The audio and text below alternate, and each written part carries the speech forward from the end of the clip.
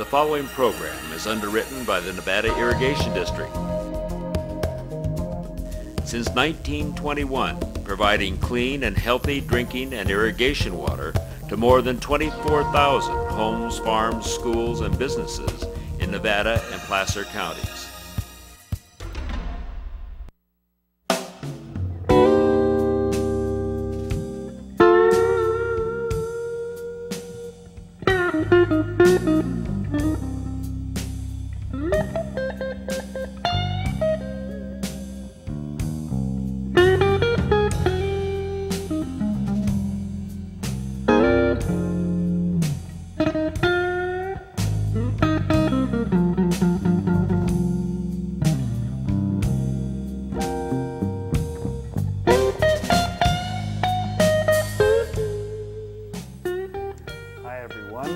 This is NCTV Interviews. I'm Lew Sitzer, your host, and today we're going to be talking with Jeannie Wood, who is Executive Director of C.A.T.S, which stands for Community Asian Theater of the Sierra.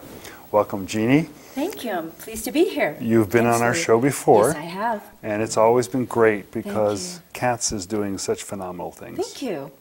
And so we're going to be talking about some of what is coming up and also some of what the history of C.A.T.S has been. So please brief us on some of the beginnings of C.A.T.S, how long you've been around. Okay. Well, we've been around for 14 years. I can't believe that. When we did our show earlier this year on Golden Child, I was just counting the years. I mean, oh my God, it's been 14 years. And I was reflecting on how we all started. And when I first moved up here in '87, I didn't know any other Asians, and I didn't see any. And then I saw an audition notice in the paper for Rodgers and Hammerstein's Flower Drum Song. And I said, I love that musical, you know, so I'm going to go audition. And when I went there, I met, you know, my friends Lisa Moon and Virgil Wong and Patty Lam Oman, and we're still friends now. And so our first show together was Flower Drum Song under Nelda Honey, the late Nelda Honey, with Gold Country Productions. And from that show, we did The King and I and Tea House of the August Moon, and then we branched out on our own and did research on Asian American playwrights and Asian American plays and did more serious works, and here we are. And we did one show a year. You've branched into much more than theater in terms of cultural events. Well, we figure our theater always has a message. And it's all related to culture and history and all that, and so it was just an easy way to just, you know, spread the message out. Yeah. And there is a definite history of Asian involvement, Chinese with the railroad, and we do have a history of an Asian community here, which continues. Right, and you know, I've also was one of the founding members of the Chinese Quarter Society in Nevada City, and we helped build the monument on Commercial Street. Right. So it's really interesting how things just keep unfolding in terms of the opportunities that come our way. Right, yeah. They continue to develop and enrich the community and educate ourselves, and there's lots of events and activities happening which you'll begin to brief us on. But the Flower Drum Song that you did 14 years ago, you're now bringing back. Yes, we're very pleased to announce that in January and February of 2009, we will be performing the Rodgers and Hammerstein's Flower Drum Song. This is the 2002 version written by David Henry Hwang. And it's different from the original version, like starring Nancy Kwan in the early 60s in the movies, and Pat Suzuki on Broadway in the 50s. Same music, same characters, but different storyline, much more politically correct. And we're excited to be doing it. Give us a little intro to the story of Flower Drum Song, and perhaps a few of the changes that needed to be made. Now, the playwright who rewrote the story actually is one who produced or wrote the Golden Child recently performed in just a wonderful show. Thank you. Yeah. Right, yeah. We're glad to be doing David Henry Hwang's work again. He basically, when he wrote the new version of Flower Drum Song, he was trying to see what Oscar Hammerstein would have written if he were Asian. So if you were to watch the older version of Flower Drum, I mean, it's still gorgeous and it's still, you know, heartwarming and all that, but a lot of it, it's not quite politically correct. It's you know. not. It's no longer accurate. Well, it's not, well, people might laugh, you know. yeah. It's not supposed to be a comedy. Yeah. It's a musical. And so I think, you know, I haven't read the script for our current one, but I just know that it touches upon more current, perhaps a political background. Like, I think she escapes communism. So tell us the story, if you're not giving too much away. Well, gosh, you know, okay. You know, like I said, I haven't read the script. So, but I do know that there's a sequence where there's a father from the old country, and his son is very much trying to be acclimated, to be Americanized, and the father wants him to, you know, continue to be as Chinese as possible. And anyway, throughout the story later on, the son eventually becomes more Chinese, while the father becomes more Americanized, and then so they meet halfway. So that's what I'm going to say. Okay, so this involves a father and son relationship. Well, that's part of it. Yeah, Okay. There's that storyline. There's All right. other storylines as well. And how long has it been since you've done a musical? We've never done a musical. I mean, well with Nelda. And King and I. Yeah, King and I, and Flower Drum back in the early 90s. So it's been a long time. It's been a long time. And what kind of challenge does that present? Well, you know, when we first did it, all of us took voice lessons and dance lessons and all that. And we're not trained singers, but we had a wonderful time. And we had full houses. People loved it. I think it was our energy and our heart that people really identified with.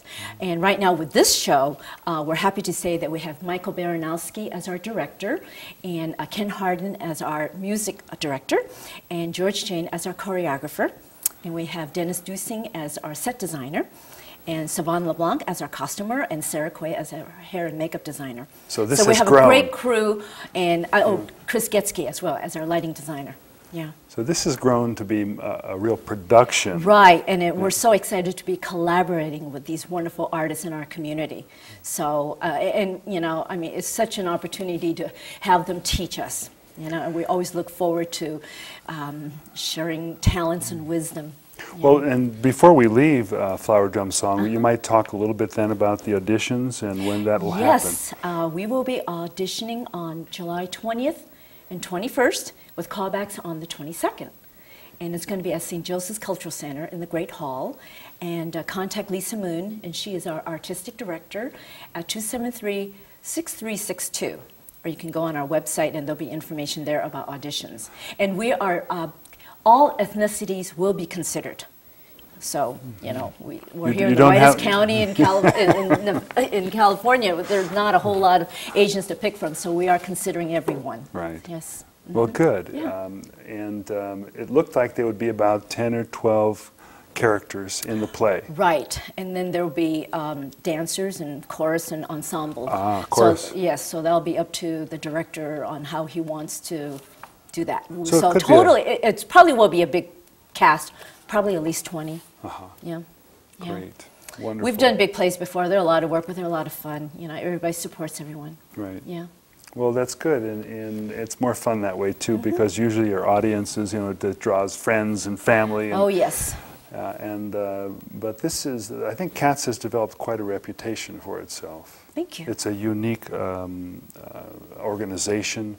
I'm not sure, I think there's probably something in San Francisco, an organization that might Well, there's the Asian American Theater Company there. Right. But San Francisco is so huge that someone was asking me, I'm a native San Franciscan, that if I were still living there, would I have been able to help create C.A.T.S? And probably not, because there is a lot of diversity there, as opposed to here. You know, I mean, what we do is like, nobody does it, so we'll do it, you know. There's not a whole lot of competition for what we're doing either, so. So let's talk about some of the other things you do, because as you know, I've been involved with C.A.T.S for quite a few years now and enjoy, and we'll be going to the opera. That's right. That's coming up, Yes. so tell us some of the activities. Well, in October 3rd, that's a Friday, we are chartering a bus to go to San Francisco War Memorial Opera House to see Amy Tan's Bonesetter's Daughter. This is her world premiere opera, and we're going on closing night. We're leaving at 3 p.m. Somewhere in Grass Valley, and then we're stopping in Sacramento to pick up more patrons, and then into the city. So we're going to get all dressed up, and are asking everyone to brown bag their dinner. And if they want to bring a bottle of wine, that's fine. Okay. You know, we're not driving, so we don't have to worry. No, we're not driving. And you know what? Given the price of gas, and you know, I hate to drive that distance. I'd rather rest and nap and bring a pillow or blanket. You know, it'd be fun. It will be. Yes. We have Looking great seats reserved too. Oh, wonderful. Yeah. And a little bit about, this is Amy Tan's first opera. First opera, Bonesetter's Daughter, is a best-selling novel. A little bit about the story. Well, those who saw Immortal Heart back in 2006, an excerpt was taken from her novel. And Immortal Heart, we didn't perform it, but we brought it here from San Francisco. It was a professional production from, let's see, Z Space Studio, a word-for-word production. It was wonderful. Yes, Yeah, it's very strong Amy cast. always talks about intergenerational conflicts and healing, so that's what this one's about. And this opera will be performed in English. Yes, not Italian. It's not a Chinese opera either. No, that's another. Right. Good. All right. And how about some of the other activities? Because I know you've got a full plate. Right. Okay. Well, this Sunday, the 29th of June, we are going to have a cooking class at Sopa's Thai restaurant in Nevada City. And it's a pretty full class, you know, so we'll have like 39 people right now. So, and I've talked to Sopa. She's got a great menu, so we're going to have a lot of fun learning Thai food. And, you know, she's from Thailand, and she'll talk a lot about her culture and her restaurant here in Nevada City as well as in Yuba City. And then these are all fundraisers. These are all fundraisers for our next show, because our next show is so big and so expensive that we just have to start cultivating some money, you know. Yeah. So. And they're fun events. So they are. So and can people still enroll in this cooking class? Yeah, I think so. Sopa says, yeah, sure, why not? You know, and we'll make it work. You know, so. And so how do there's they do information on our website at catsweb.org, and or call me at 265-2990. I mean, today is just a couple of days before Sunday, so better be quick. Yeah. Right, and just to sort of remind people, there is a program that is produced by C.A.T.S, and it is available on the website, so if you can, bring the website back again, but it's basically www.catsweb.org. Thanks, that's correct. And the program really details all of the activities and events, which we'll talk some more about. Okay. So, we've got the cooking class. Right. And then on July 12th, and this class is full already, at Creative Cards, etc., we're going to have a Asian gift card making class. So, and then we open up another one on July 17th, because the first one is full. Okay, and so what is Asian Well, you know, cards? people like to create like perhaps origami, you know, type of design on their cards, you know. And so handmade cards. Handmade cards. Anybody who's loves arts and crafts, want to make their own cards to give to friends, they can take this class and learn how to make a kimono or some type of, or a crane, you know, for the cards. You know. So the best way, again, to register for the class? Is through our website. There's the registration forms right there and all the details at catsweb.org. Yeah. Right. So some other activities. Okay, let me see, what's after that? Then we have, Gunpowder Man. Right. On August the 3rd, that's a Sunday, we're having two shows at the Oddfellows Hall in Nevada City, a 2 p.m. and a 7 p.m. show. And the show is called Gunpowder Man, and it's written and directed by Rick Foster, who incidentally will be here. He's going to be at both shows to answer questions. And it's a great story about a girl, a teenage girl disguised as a teenage boy who left China during the Taiping Rebellion and came to America, somehow ended up in the Sierra foothills, and disguised as a boy, planting dynamites to blast a path for our railroads. So the story takes place in the 1860s, I guess. And it's about her life here, her adaptation or lack thereof, you know. Yeah. And so is this fact? Well, it's probably based on facts, but it's a fictional story, you know. And again, available, the dates are available on the website, but let's go over them one more time. Right, August 3rd, that's a Sunday, 2 p.m. and 7 p.m. And you can get advance tickets at our outlets in Nevada City, at Gold Mountain, at Words on Paper and the Nevada City Postal Company, and in Grass Valley at Bookseller and Briar Patch. Wonderful. Yeah, and brownpapertickets.com. Is that right? Oh God, anyway, that's our online ticketing service. And it's really affordable. It's only $10 for general and $5 for kids 12 and under. And this is at the Oddfellows Hall, which Right. is quite a historic building in itself. So if you haven't been to the Oddfellows Hall, you really need to go and check it out. It's a beautiful hall. It is. I mean, and it's been historically preserved. oh wow, I didn't know that. Yeah. So it's really. And it's air conditioned, I was told. Well, by Alan. Yes, which usually works. It's usually a good system. Yeah, it's fine. So let's go through more of the program, because Okay. I know that in the past you've done field trips to Manzanar. Yes, oh, that was Which- a lot of fun last year. Yeah, and I missed that one. Oh, yeah. But I'm sure at some point it'll be rescheduled again. It was a relocation camp for the Japanese during World War II. Right. And it's a state park, I believe, Right. and been preserved with stories to be told. Did you visit on that?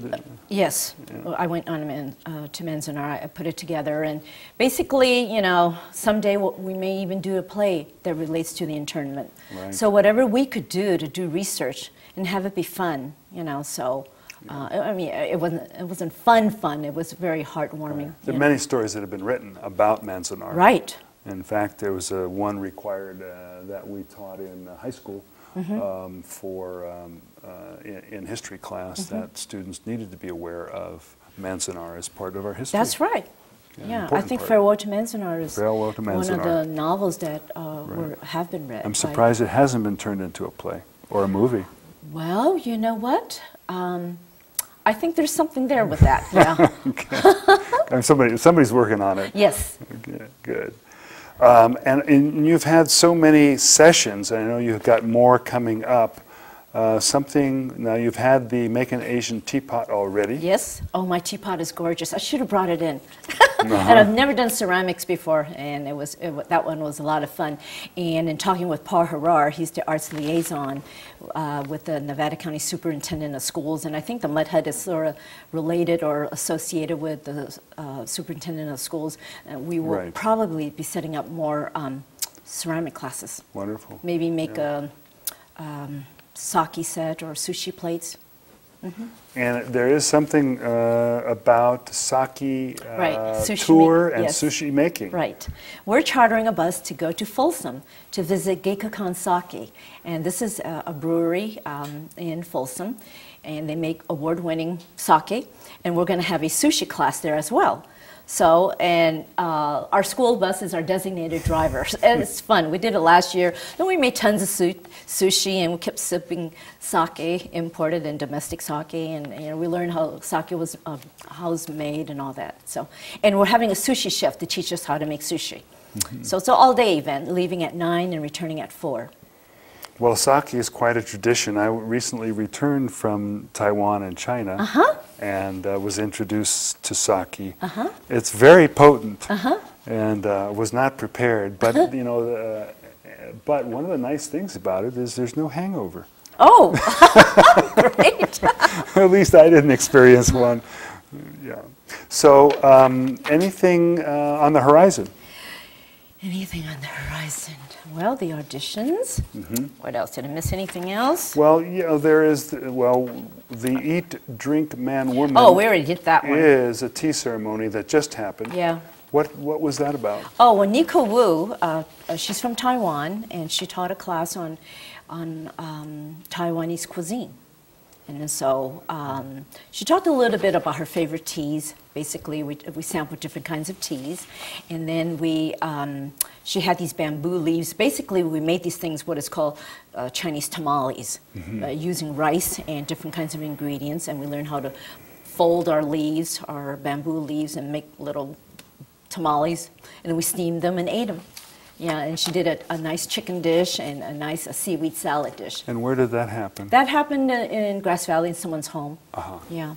What's wonderful about these cooking classes is that, we'd love to have people offer their skills and talent to share with our community. So if there's someone out there who would love to teach Asian cooking class for us, please contact me, and we'll set something up maybe for next year.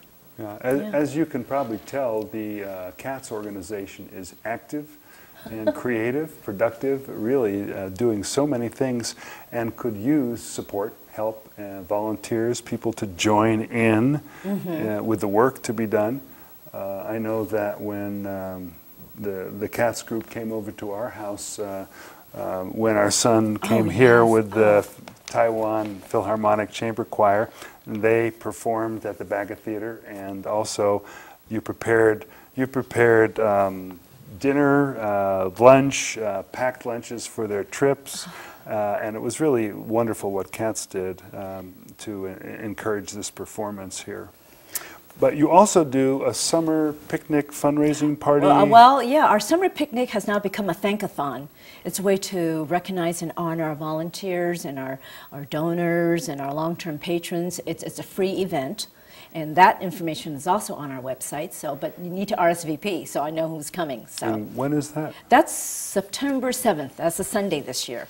So, and does it still take place at the Roths? Yes. At the Roths compound on North Bloomfield. Right, beautiful place, North Bloomfield Road. The Roths offer their home, and they're so supportive of C.A.T.S. Yeah. I mean, they're just so wonderful. They offer their place to us every year, so we can have our event to recognize the people who are important to us. So, right, yeah. and I know Jan, Yes. Stephen's wife, does tours to Japan. To Japan. I think she's going again this year. I think so. She keeps saying it's her last year, So, but we'll see. Yeah, if you're interested, yeah, I know. If you're interested in the East, Asia, well, it's our East anyway. No, it's their East. It's our West anyway. I'm directionally challenged, you tell me. If you're interested, as a lot of the world is, in what's going on in what we call the East, China, Japan, the Asian countries, which are really in the midst of a huge growth, this is a great way to not only get in touch with that part, but also to review the culture, because it's more and more in our interest to understand other people's culture, and of course the United States is a melting pot to begin with. So it's a good way, as we, as a teacher, I would always, as a history, social studies teacher, I was always talk about the need to understand other cultures, because we all live here. We need to get along. Well, just being involved with C.A.T.S is like, I'm learning a lot. It's like, gee, I didn't know that about the Chinese or the Japanese. So it's, just because I'm Asian doesn't mean I know it, and I don't, and I'm just fascinated that we're learning so much. It's very educational and fun for us. Yeah. Well, I was just thinking, these days where the skies are so smoke-filled due to the forest fires that are happening, I wanted to mention that it reminds me of the weeks that we spent in China. Unfortunately, China has extreme pollution, at least in the cities where we visited, and the cities were like this daily. This I recall was. that. Yeah. That's right. You were there as well. Yeah. I forgot. I was supposed to say. Now, you took C.A.T.S Yes, scheduled a last tour. year we went on a trip called C.A.T.S Goes to China. And tell us a little bit about that. Oh, that was fun. We had 15, 16 people. We went with James and Helen J. Locally here. They have a company called ChinaStudies.com, and they're feng shui experts. And so they take people there to learn more about the Chinese culture and feng shui. And they also said that if we wanted to go with them, they'll just have a cultural component just for us. And it was fabulous. It was fabulous. And I'm glad I went last year. I don't know, this year with the Olympics and all the stuff that's going on, I'm just glad we went. Well, can you explain to the viewing audience a little bit about feng shui? Oh, well, it's about, some of it, a lot of it is very intuitive, in terms of the placement of things. I know I need to clear my clutter at home, because I look at that and it doesn't feel good. You start clearing a clutter, you open up more space and energy, and it's about positioning of certain things. I mean, to me, what you have here, it feels good, with the plants and all that. It represents elements and stuff like that. I don't know a whole lot, but I know when things don't work. Yeah. Well, I know when our son comes to visit, he says, "Dad, you got it wrong. The bed shouldn't be there. It should never be facing the door." And you know, so there are definite guidelines. Right, right. That historically have, you know, people they observe, they follow, they believe in. So.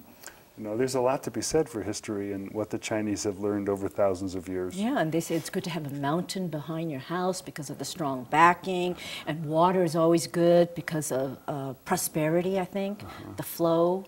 So that's all I'm going to say because I'm not an expert. Well, great. So tell us how many members there are formally. Formally, right now, I think it's time for me to renew my membership. Oh, thank you. And if anybody else wants to join, please. I think we're probably just under 200, you know. Wow. Or I know it's over 100. That's wonderful. Yeah. That is just great. And then we're very grateful for the support the community has, you know, given us and supporting us. And, you know, we're always encouraging people to be part of our organization because, especially with our next play, it's going to be huge. So, yeah, so you need so support. I am looking for funding. All right, so we'll have to work on the feng shui of funding. Yes, feng shui of funding, yes. Well, it sounds like your plate is full, and just to let people know, Jeannie came in early for her. She works in Sacramento, so it was great to have you come in so that we could do this show. It is Gunpowder coming up, and when again? Sunday, August 3rd, 2 p.m. and 7 p.m. shows. Great. Bring the whole family. And the enrichment program, which we've mentioned?